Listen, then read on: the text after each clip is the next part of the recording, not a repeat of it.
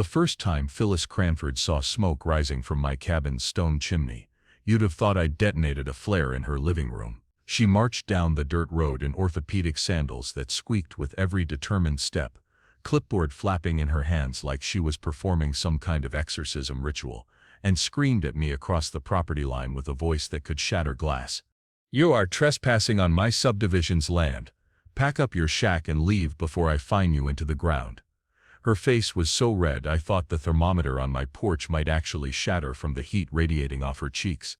The veins in her neck stood out like blue highways on a road map, pulsing with each word she shrieked. Meanwhile, I was sitting on my grandfather's old wooden chair, whittling a stick into a marshmallow skewer with the pocket knife he'd given me 30 years ago, wondering if this was what the old homesteaders meant when they warned about predators in the woods. The irony wasn't lost on me that the most dangerous creature I'd encountered since moving in wasn't a bear or a mountain lion, but a 5'4" woman in a pressed pantsuit wielding a clipboard like it was Excalibur.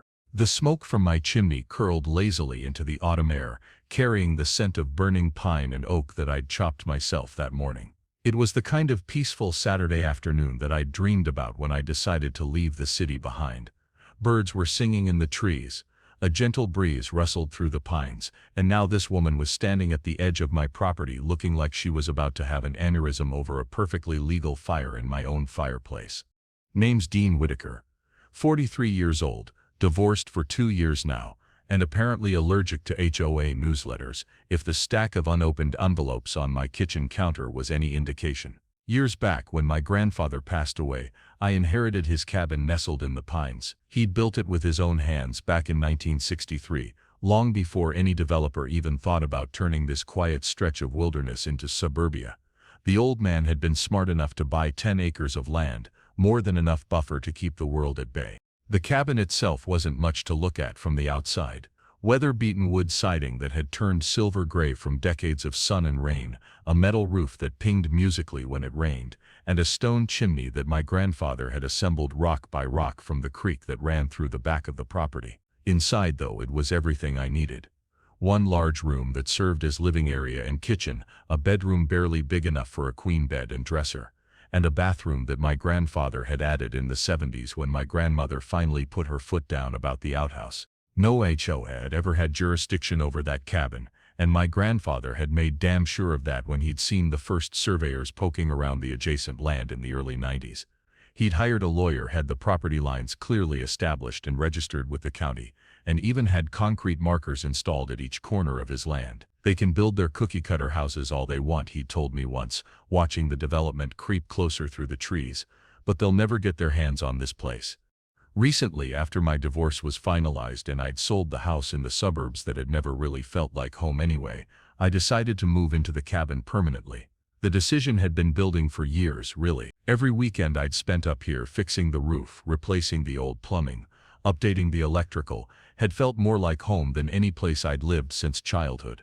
I wanted quiet mornings with coffee on the porch, watching the deer wander through the yard. I wanted to wake up to bird song instead of car alarms. I wanted to paint my shutters whatever color I pleased, without having to submit a form in triplicate to a committee of people who had nothing better to do than measure grass height with rulers. Unfortunately, the self-declared queen of the adjacent development, the Karen du jour as I'd come to think of her, was Phyllis Cranford, and she ran the Birch Ridge Homeowners Association like it was her own personal suburban Vatican. Phyllis had a booming voice that could cut through a chainsaw's roar, a silver SUV that seemed specifically designed to block 3 driveways at once, and an unshakable belief that her clipboard was a weapon bestowed upon her by divine law. I'd first encountered her about a week after I'd moved in full-time. I was fixing a section of fence that had come down in a winter storm, minding my own business and enjoying the spring sunshine when I heard the distinctive sound of an expensive vehicle struggling up my dirt road. The silver SUV came into view, pristine despite the dust clouds it was kicking up, and parked diagonally across my driveway like she owned the place. Out stepped Phyllis Cranford in all her glory. She was wearing what I'd come to recognize as her uniform: pressed khaki slacks, a white button-down shirt with the Birch Ridge HOA logo embroidered on the pocket, and a blazer that matched her slacks. Her hair was styled in that particular way that required an entire can of hairspray to maintain, a helmet of brown curls that didn't move even in the stiff breeze coming through the pines. She had the kind of face that looked like it had been permanently fixed in an expression of disapproval, with thin lips that seemed incapable of smiling and eyes that darted around my property like she was cataloging violations. "Excuse me," she called out, her voice carrying that particular tone of authority that people use when they're used to being obeyed without question. "I'm Phyllis Cranford, president of the Birch Ridge Homeowners Association. I need to speak with you about your property." I straightened up from the fence post I was setting, wiped my hands on my jeans, and walked over to where she stood. She hadn't crossed onto my property yet, I noticed, staying just on the public roadside of where my gravel driveway began. "Dean Whitaker," I said, extending a hand that she looked at like I'd just offered her a dead fish. "What can I do for you?" She pulled out her clipboard with a flourish that would have been impressive if it wasn't so ridiculous, and began flipping through pages with the intensity of a detective reviewing evidence. "Mr. Whitaker, I'm here to inform you that your property falls within the Birch Ridge community boundaries, and as such you're required to join our homeowners association and comply with our covenants, conditions, and restrictions." I couldn't help but laugh, which was apparently the wrong response judging by the way her face went from disapproving to downright hostile. "I'm sorry, but you're mistaken. This cabin has been in my family since 1963. It's never been part of any HOA, and it never will be." She flipped to another page on her clipboard, stabbing at it with a manicured finger. "According to our records, all properties within a 2-mile radius of the Birch Ridge entrance are subject to our governance." "Your records are wrong," I said simply. "This property predates your development by 30 years. You can check with the county if you don't believe me." Her jaw tightened, and I could practically see the gears turning in her head as she tried to figure out how to respond to someone who wasn't immediately cowing to her authority. "Regardless of when your structure was built, you're still part of our community, and we have standards that must be maintained." "What standards would those be?" I asked, genuinely curious what she could possibly find wrong with a cabin that was hidden from view of any of the Birch Ridge houses by a thick stand of trees.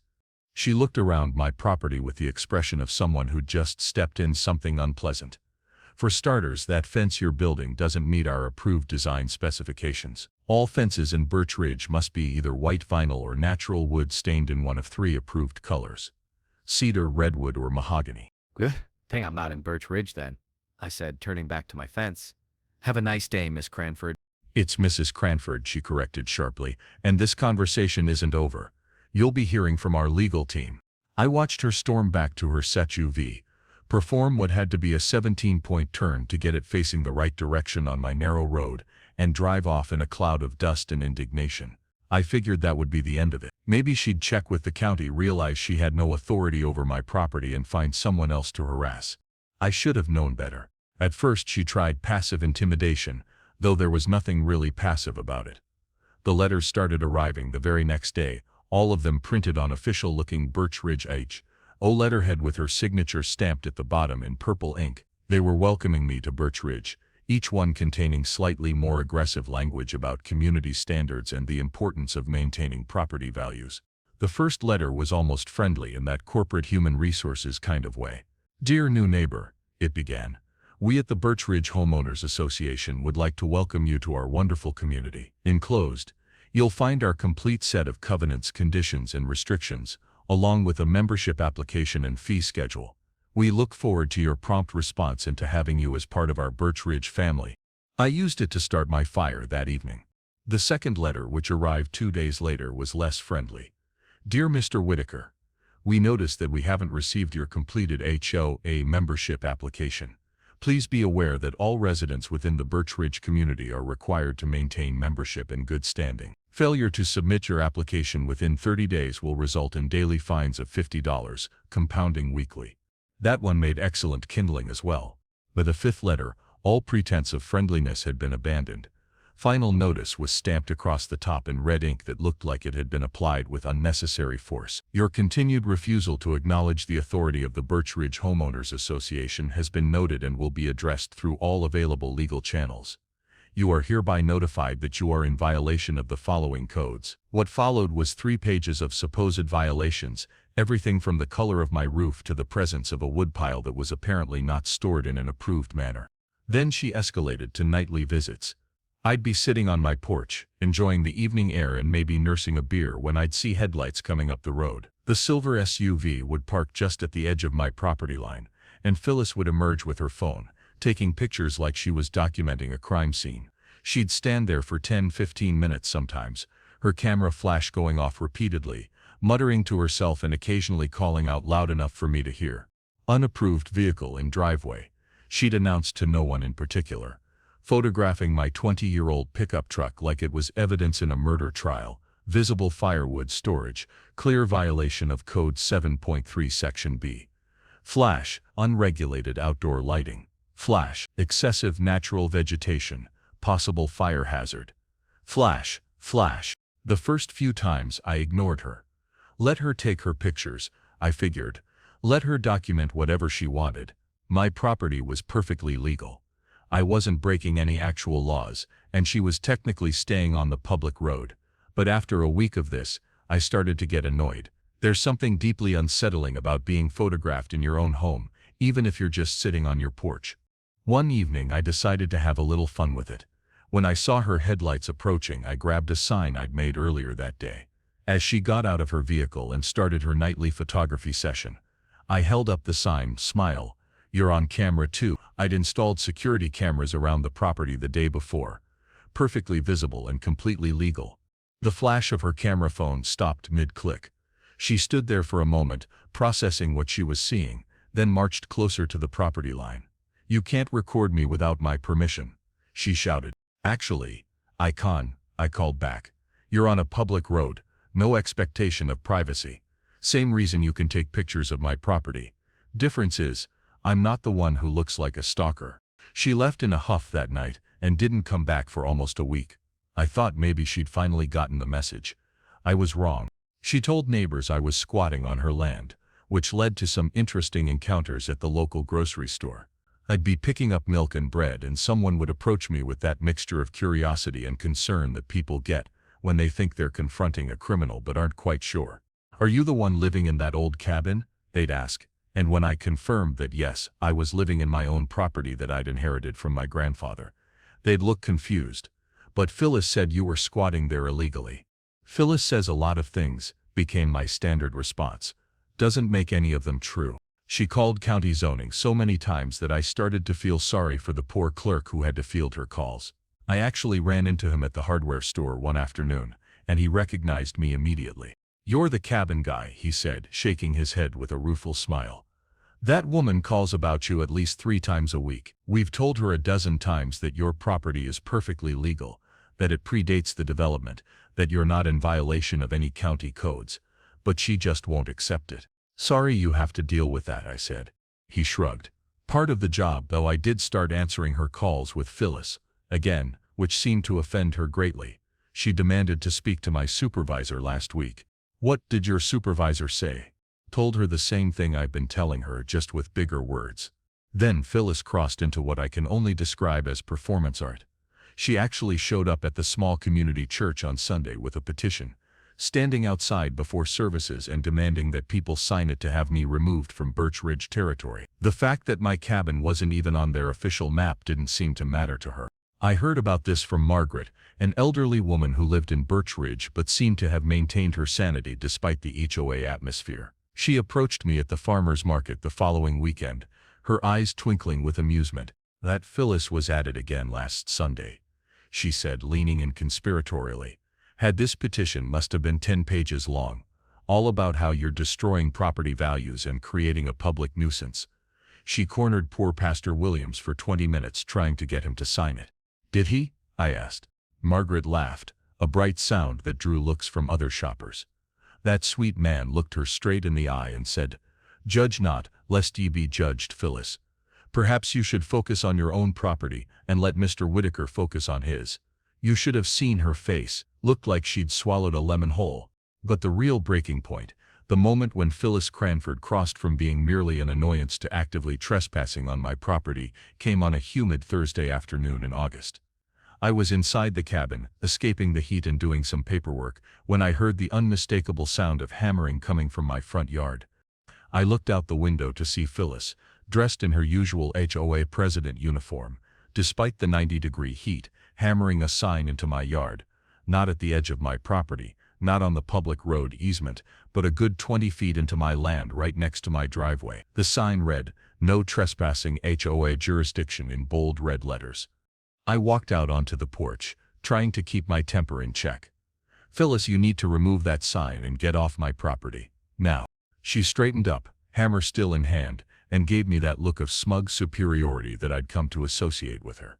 "This is Birch Ridge property, and as president of the Homeowners Association, I have every right to post official signage." "This is my property," I said slowly, as if explaining to a child. "It has been in my family since 1963. You are trespassing.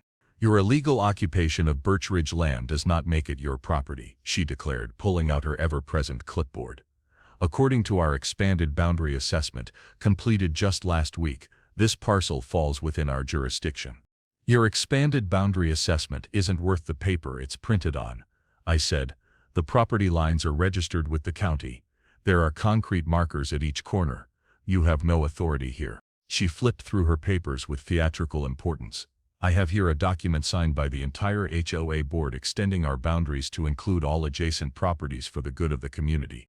"You can't just decide to extend your boundaries onto other people's property," I said, exasperated.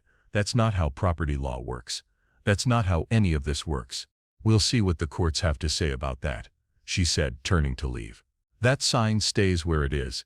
Any attempt to remove it will be considered destruction of HOA property and prosecuted accordingly." I watched her march back to her SUV, clipboard clutched to her chest like a shield. As soon as her vehicle was out of sight, I walked over to the sign, pulled it out of the ground, and tossed it into my fire pit. Then I made a phone call that I probably should have made weeks earlier. "County Sheriff's Office, how can I help you?" "I'd like to report ongoing harassment and trespassing," I said, and spent the next 20 minutes explaining the situation to a very patient deputy who promised to look into it. That evening, as I was grilling dinner on my back deck, I heard vehicles approaching.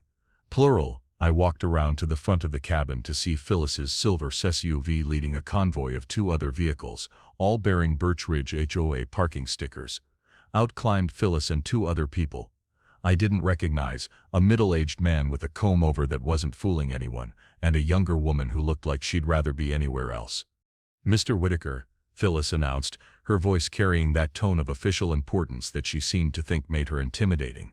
"This is Harold Benson, Vice President of the HOA, and Jennifer Martinez, our secretary. We're here to conduct an official inspection of this property." "No, you're not," I said simply.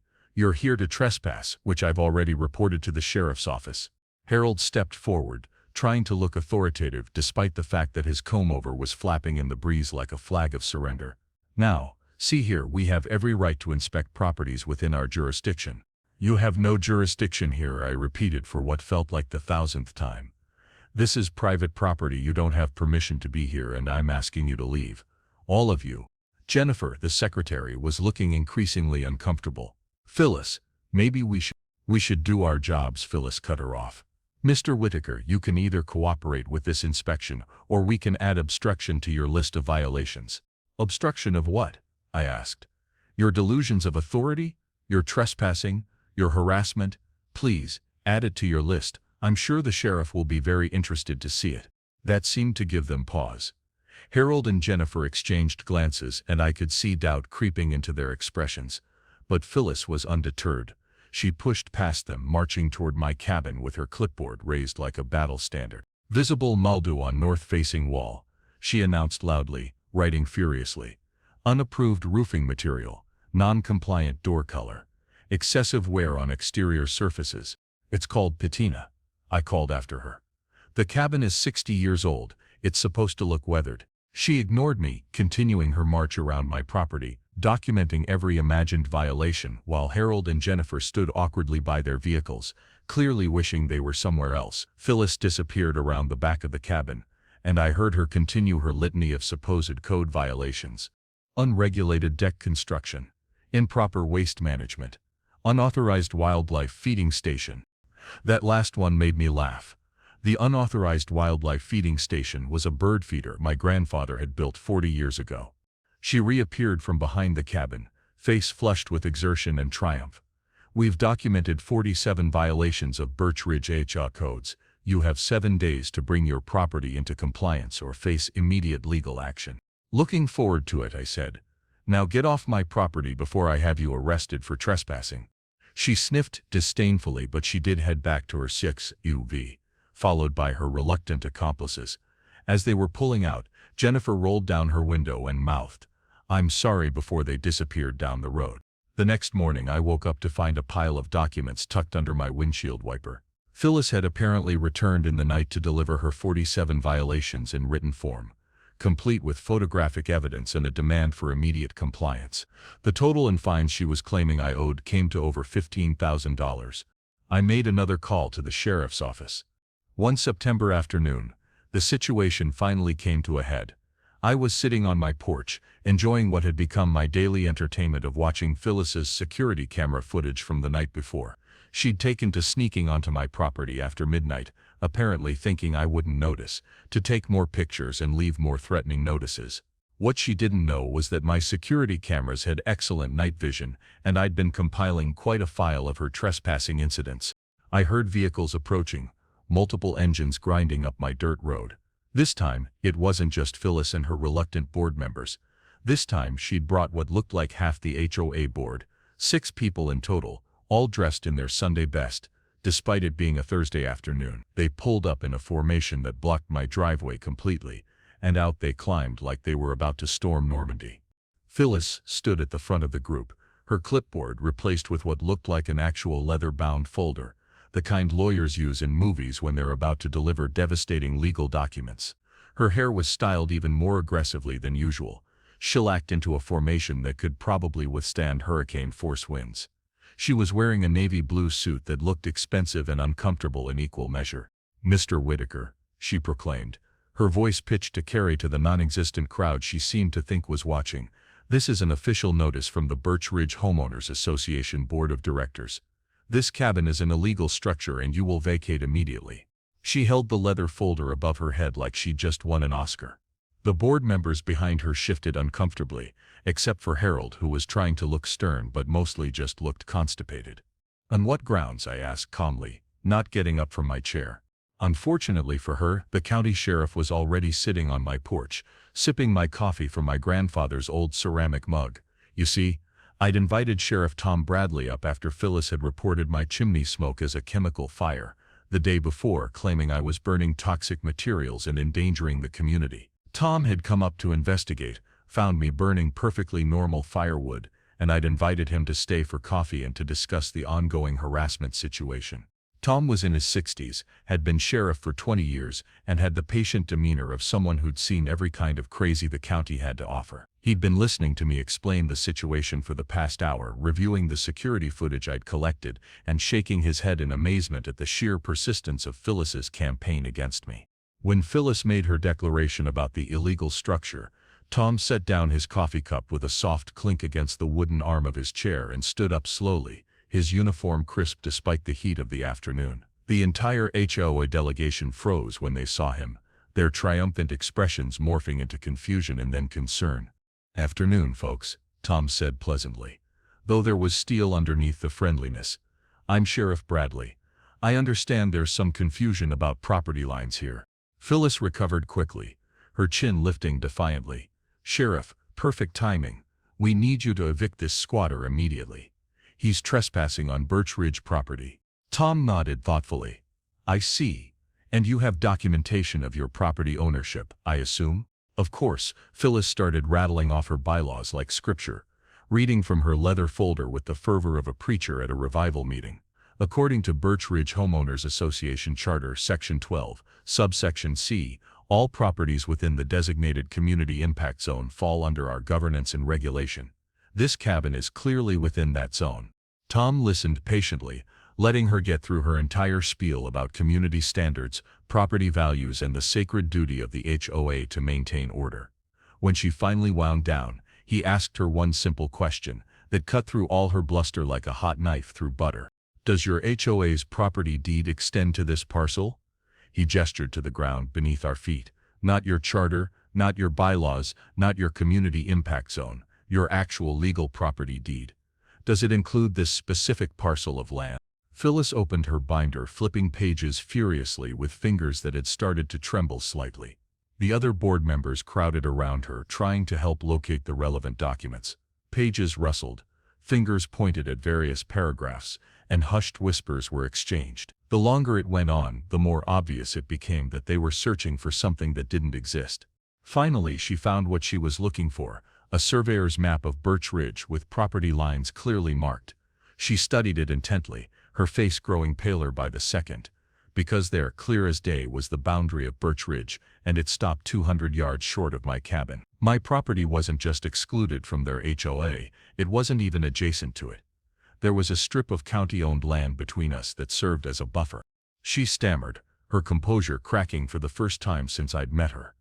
This map must be outdated. The cabin should belong to Birch Ridge. It's surrounded by our community. It doesn't make sense for it not to be included. Should doesn't matter in property law, Tom said evenly. Either you own it or you don't. And according to this map and according to county records which I checked before coming up here, you don't. That's when Phyllis made her fatal mistake. Whether it was rage, frustration, or just pure entitled disbelief that anyone could exist outside her authority, she snapped. She stepped onto my porch, her heels clicking against the old wooden boards, reached down and grabbed the arm of my chair. This is Birch Ridge property now, she yelled, trying to drag my chair off the porch. I'm claiming it for the homeowners association. We'll sue, we'll take this all the way to the Supreme Court if we have to. The chair, which had been my grandfather's favorite and had been sitting on that porch for 40 years, didn't budge initially. Phyllis pulled harder, her face turning red with effort, and managed to move it about 6 inches before Tom stepped forward. "Ma'am, you need to stop that right now," he said, his friendly demeanor replaced with official authority. "You're trespassing on private property and attempting to steal Mr. Whitaker's belongings." "It's not his," she shrieked, giving the chair another yank. "None of this is his. He's a squatter, a trespasser, a blight on our community." Tom pulled out his phone and I realized he was recording. "Ma'am, I'm giving you a lawful order to release that chair and step off this porch immediately." "You can't order me to do anything," Phyllis shouted, but she did let go of the chair. "I'm the president of the Birch Ridge Homeowners Association. I have authority here." "No, ma'am, you don't," Tom said patiently. "And right now you're committing criminal trespass. This is your last warning.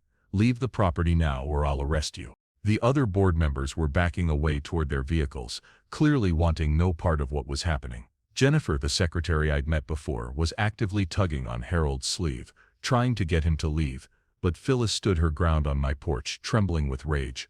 "This is corruption," she declared. "You're in on it with him. How much did he pay you to take his side?" Tom sighed deeply. "Ma'am, you're accusing a law enforcement officer of corruption because I'm enforcing actual property law. That's not going to end well for you." She jabbed a finger at him. "I'll have your badge for this. I know the mayor, I know the county commissioner. You'll be directing traffic at the elementary school by the time I'm done with you." "That's a threat against a law enforcement officer," Tom noted calmly. "Would you like to add that to the trespassing charge?" Something in his tone finally seemed to penetrate Phyllis's rage. She looked around and realized that all of her backup had abandoned her. The other board members were in their vehicles, engines running, ready to flee. She was alone on my porch, facing down a sheriff who was clearly done with her nonsense. She stepped off the porch with as much dignity as she could muster, which wasn't much considering her hair had started to escape its shellacked prison and her suit jacket was askew from her struggle with the chair. "This isn't over," she hissed at me. "I'll find a way to force you out. That cabin is an eyesore, and you're a menace to property values." "Ma'am," Tom said, "if you come back onto this property, you will be arrested.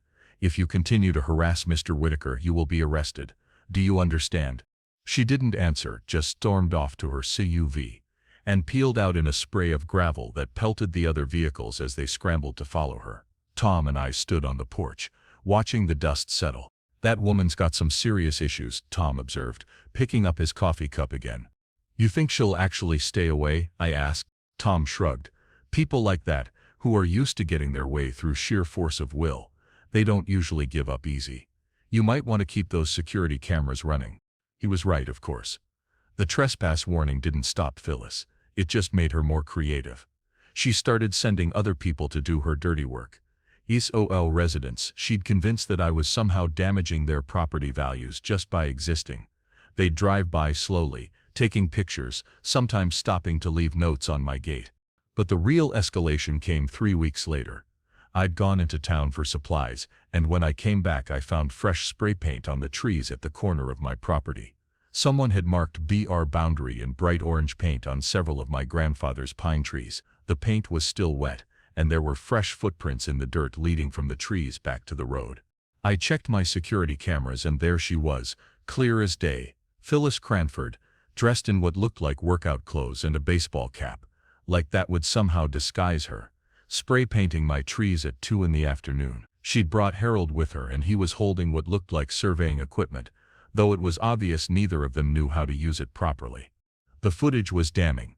Not only was she clearly on my property, well past the boundary line, but she was also destroying my trees with her paint. Some of those pines were 60 years old, planted by my grandfather when he first bought the land. The paint she'd used would damage the bark, potentially killing the trees if it wasn't removed carefully. I called Tom's direct line. "She's back," I said simply. "Spray paint?" he asked, and I could hear him already sounding tired. "All over my trees, and I've got it on camera. Her and Harold both. I'll be right up." While I waited for Tom, I took my own pictures of the damage and started carefully documenting which trees had been marked. There were 12 in total, forming what Phyllis apparently thought was the new boundary line for Birch Ridge. The fact that it would have annexed nearly 3 acres of my land into her HOA didn't seem to bother her at all. Tom arrived with Deputy Sarah Chen, a young officer who'd recently transferred from the city and was still getting used to the peculiarities of county law enforcement. She looked at the spray-painted trees with amazement. She really thought she could just redraw property lines with spray paint? Sarah asked. "You haven't met Phyllis yet," Tom replied. "She thinks she can redraw reality with sheer determination." We reviewed the security footage together, Tom making notes while Sarah took official photographs. The evidence was undeniable. Phyllis had clearly violated the trespass warning, destroyed private property, and attempted to fraudulently mark boundaries that didn't exist. "We'll need to bring her in," Tom said finally. "This is criminal mischief at minimum, possibly fraud if she tries to use these markings for any legal purpose." "Want me to go pick her up?" Sarah asked, eager for what would probably be an interesting arrest. Tom considered. "Let's do this by the book. We'll go to her house, give her the opportunity to come in voluntarily. If she refuses, then we arrest her." The 3 of us drove down to Birch Ridge in Tom's sheriff's vehicle. The development was exactly what you'd expect from an HOA-controlled community. Every lawn was precisely the same height, every mailbox was identical, and every house was painted in one of what appeared to be 5 approved color schemes. It looked like someone had used a cookie cutter to stamp out an entire neighborhood. Phyllis's house was the largest on the street, a 2-story colonial with white pillars that seemed excessive for a suburban home. Her silver SUV was in the driveway, parked at a perfect angle to show off the Birch Ridge HOA president sticker on the back window. The lawn was immaculate, the flower beds were geometric in their precision, and there was even a small sign in the yard that read HOA President Phyllis Cranford, setting the standard for excellence. Tom rang the doorbell, which played what sounded like a classical music tune. We could hear movement inside, footsteps approaching the door, then stopping. There was a long pause before Phyllis's voice came through the door. "What do you want?" she demanded, not opening the door. "Sheriff Bradley, ma'am, we need to talk to you about an incident on Mr. Whitaker's property." "I don't know what you're talking about," came the muffled reply. "I haven't been near his property." "Ma'am, we have video footage. Please open the door." Another long pause. We could hear hushed voices inside. Phyllis talking to someone. Probably her husband. Finally, the door opened a crack, held by a security chain. Phyllis's face appeared in the gap, her expression defiant. "I want my lawyer present," she said immediately. "That's your right," Tom agreed. "You can call them from the station. Right now you need to come with us to answer some questions about criminal trespass and destruction of property." "I'm not going anywhere," she said, trying to close the door. Tom put his hand on the door, keeping it open. "Ma'am, you can either come voluntarily, or I'll arrest you right here. Your choice." "You can't arrest me. I'm the HOA president. Your position in the homeowners association doesn't give you immunity from criminal law," Tom said patiently. "Now what's it going to be?" The door slammed shut, and we heard the deadbolt turn. Tom sighed deeply, then knocked again, harder this time. "Mrs. Cranford, you're making this worse. Open the door." "Go away," she shouted from inside. "I'm calling my lawyer, I'm calling the mayor, I'm calling the news. You're harassing an upstanding member of the community." Tom turned to Sarah. "Call for another unit. We're going to need witnesses for this." Within 10 minutes, 2 more sheriff's vehicles had arrived, and a small crowd of neighbors had gathered on the sidewalk, phones out, recording everything. The presence of an audience seemed to embolden Phyllis, who had moved to an upstairs window and was shouting down at us. "This is persecution. I was beautifying the neighborhood. Those trees were an eyesore. I was doing my civic duty." "So you admit you spray-painted the trees?" Tom called up.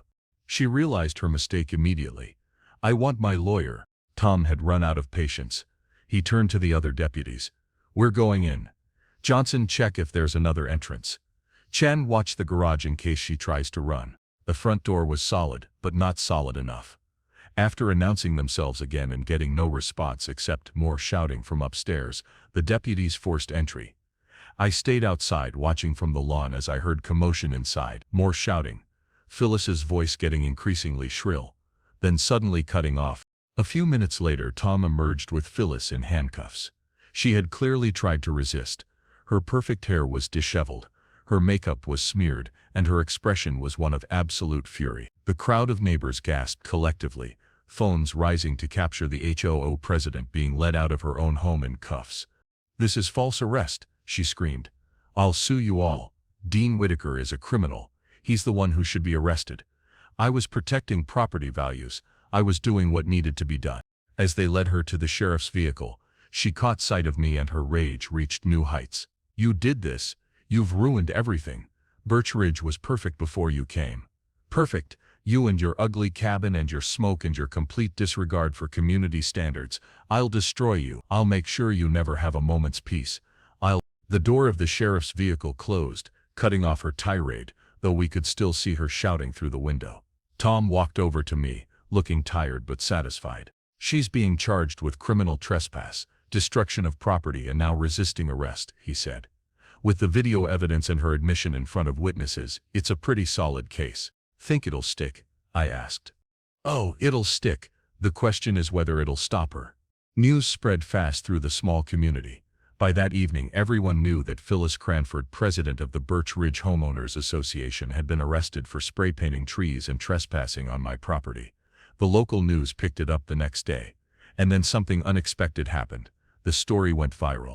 Someone in the crowd had captured the entire arrest on their phone, including Phyllis's meltdown about property values and her threats against me. The video was posted online with the title, "HOA President Loses It Over Neighbor's Legal Cabin," and within 24 hours it had over 1 million views.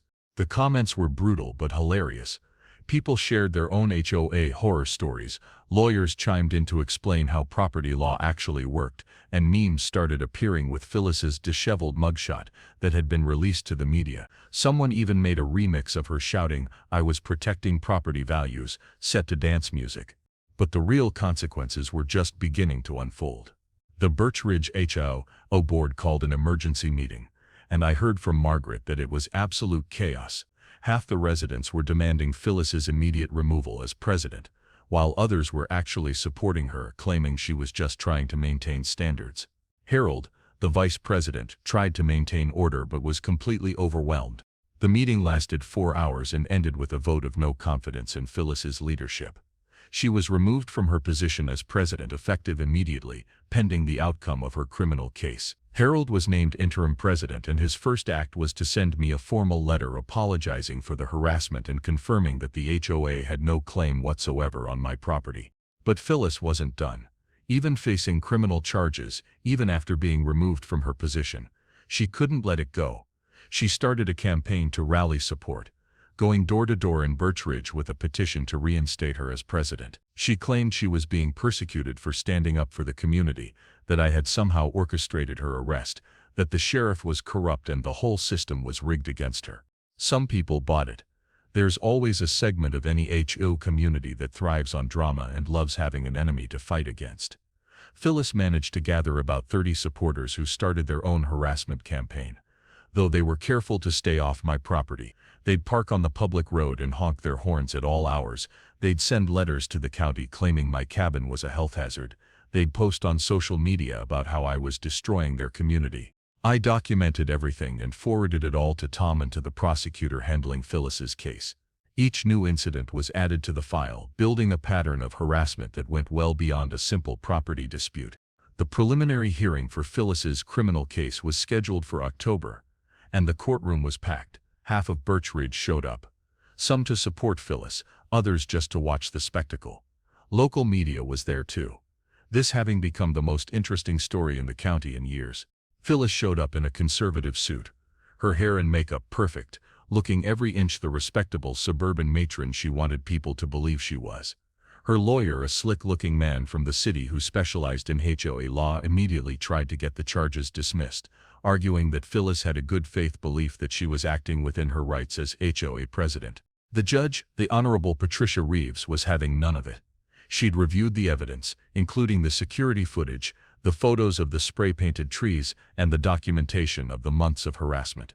"Counselor," Judge Reeves said, her tone sharp, "are you seriously arguing that your client believed she had the right to spray-paint trees on property that clearly doesn't belong to her association?" "Your Honor, my client was acting on behalf of her community, trying to establish boundaries that she believed." "That she believed?" the judge interrupted. "Property boundaries aren't a matter of belief, Counselor. They're a matter of legal record, and the legal record is crystal clear that Mr. Whitaker's property is not, and has never been, part of the Birch Ridge development." The prosecutor, a young woman named Amy Hartwell, who seemed to be enjoying this case immensely, presented the evidence methodically. First the security footage of Phyllis spray painting the trees, then the documentation showing my property's boundaries, then a compilation of the threatening letters and notices Phyllis had left on my property over the months. "Your Honor," Amy said, "this isn't just a case of trespassing or vandalism. This is a sustained campaign of harassment by someone who refused to accept that their authority had limits." Mrs. Cranford weaponized her HOA position to terrorize a law-abiding citizen whose only crime was owning property she couldn't control. Phyllis's lawyer tried to argue that the spray painting was meant to benefit the community, that Phyllis was trying to protect property values, that she had been under stress from her duties as HOA president. But each argument fell flat when faced with the simple fact that she had no right to be on my property in the first place. When Phyllis herself took the stand, it was a disaster.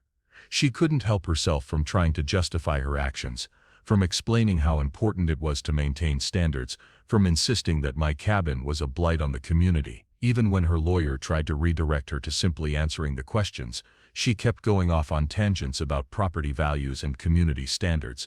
"Mrs. Cranford," the prosecutor asked, during cross-examination, "did you receive a trespass warning from Sheriff Bradley?" "That warning was invalid," Phyllis snapped. "He had no right to—" "It's a yes or no question. Did you receive a trespass warning?" "Yes, but—" "And did you return to Mr. Whitaker's property after receiving that warning?" "I was establishing boundaries." "So that's a yes. I had every right to protect my community." The judge had to intervene several times to remind Phyllis to answer the questions asked, not to make speeches. But Phyllis couldn't help herself. She was so convinced of her own righteousness that she couldn't see how badly she was damaging her own case. Character witnesses were called on both sides. Several Birch Ridge residents testified about what a dedicated HOA president Phyllis had been, how property values had increased under her leadership, how she always had the community's best interests at heart. But under cross-examination, they all had to admit that they had no personal knowledge of the incidents with my property, and several admitted they'd never even seen my cabin. I testified too, calmly recounting the months of harassment, the constant trespassing, the threats and intimidation. I presented my security footage, my documentation, and explained how I just wanted to live peacefully on property my grandfather had left me. "Mr. Whitaker," Phyllis's lawyer asked during cross-examination, "isn't it true that your cabin doesn't meet modern building codes?" "It was built in 1963. I replied. "It's grandfathered in under county regulations. But doesn't its appearance negatively impact the surrounding community?" "My cabin can't even be seen from any Birch Ridge property," I said. "There's 200 yards of county forest between us." "Still, you must admit that maintaining community standards is important." "Sure," I agreed. "In communities that have agreed to those standards, I never agreed to anything. I'm not part of Birch Ridge. I've never been part of Birch Ridge. And Mrs. Cranford's inability to accept that led to her breaking the law. The judge took a recess to consider the evidence, though it was clear which way she was leaning. When we reconvened, her decision was swift and harsh. Mrs. Cranford, Judge Reeves began. The evidence against you is overwhelming. You trespassed on private property repeatedly, even after being warned by law enforcement. You vandalized that property with spray paint. You attempted to fraudulently extend your HOA's boundaries onto land you have no claim to. And you did all of this, not out of any genuine belief in your legal right to do so, but out of a desire to control something that was never yours to control. Phyllis started to stand, clearly about to protest, but her lawyer pulled her back down. The court finds you guilty on all charges, the judge continued. For criminal trespass, you are sentenced to 6 months probation and 100 hours of community service. For destruction of property, you are fined $5,000 in restitution to Mr. Whitaker for the damage to his trees, plus court costs. Additionally, a restraining order is hereby issued. You are not to come within 500 feet of Mr. Whitaker or his property. Any violation of this order will result in immediate jail time. The courtroom erupted. Phyllis's supporters gasped in shock, while others nodded in satisfaction. Phyllis herself sat frozen, her face pale, unable to process what had just happened. Your Honor, her lawyer started, we intend to appeal. That's your right, Judge Reeves said. But the restraining order goes into effect immediately. And Mrs. Cranford, let me be crystal clear. If you so much as drive past Mr. Whitaker's property, if you send anyone else to harass him, if you continue this vendetta in any way, shape, or form, you will find yourself in jail. This court has no patience for people who abuse positions of minor authority to terrorize their neighbors. As the bailiff called for the court to rise, Phyllis finally found her voice. This is a miscarriage of justice, she shouted, standing so quickly her chair tipped over. That man is destroying our community. Property values will plummet. You're protecting a squatter over law-abiding citizens. Mrs. Cranford, the judge said coldly, you're adding contempt of court to your problems. Sit down and be quiet, or spend the night in jail. Phyllis's lawyer practically wrestled her back into her seat, whispering urgently in her ear. She was trembling with rage, her carefully constructed appearance finally cracking completely. Her face was red, her eyes were wild, and she looked nothing like the composed HOA president who had terrorized me for months. As we filed out of the courtroom, Phyllis had to be physically restrained by her lawyer from approaching me. This isn't over, she screamed. You've ruined everything. Birch Ridge was perfect. It was perfect.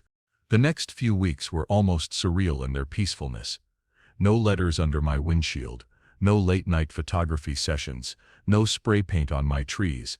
I repaired the damage to the trees that had been painted, carefully removing the paint and treating the bark to prevent any lasting harm. Most of them would survive, though a few of the older ones might never fully recover. The Birch Ridge HOA, under Harold's temporary leadership, sent me a formal letter stating that they acknowledged my property was not under their jurisdiction and apologizing for any inconvenience caused by the former president's actions. They even offered to pay for a professional arborist to treat the damaged trees, which I accepted. But the real fallout for Phyllis was just beginning. The viral video of her arrest had caught the attention of her employer, a real estate firm where she worked as an office manager. They conducted their own investigation and discovered that she had been using company resources to print her HOA, threatening letters, had been conducting HOA business during work hours, and had even used the company's legal consultation benefit to research ways to force me off my property. She was fired immediately. Then the civil suit started. Several Birch Ridge residents, emboldened by her conviction, came forward with their own stories of harassment and intimidation during her reign as HOA president. One elderly couple revealed that she had threatened them with massive fines unless they replaced their 30-year-old oak tree because it was not an approved species. Another family had been forced to repaint their house 3 times because Phyllis kept changing her mind about what constituted an acceptable shade of beige. A class action lawsuit was filed against both Phyllis personally and the HOA for abuse of power and harassment. The HOA's insurance company, seeing the writing on the wall, immediately moved to exclude Phyllis's actions from coverage, arguing that she had been acting outside the scope of her authority. Margaret kept me updated on the drama unfolding in Birch Ridge. The community was divided between those who thought Phyllis had gotten what she deserved and those who still believed she had been trying to protect their property values. The board meetings became contentious affairs with shouting matches and accusations flying. Harold, overwhelmed by the chaos, resigned as interim president after just 6 weeks.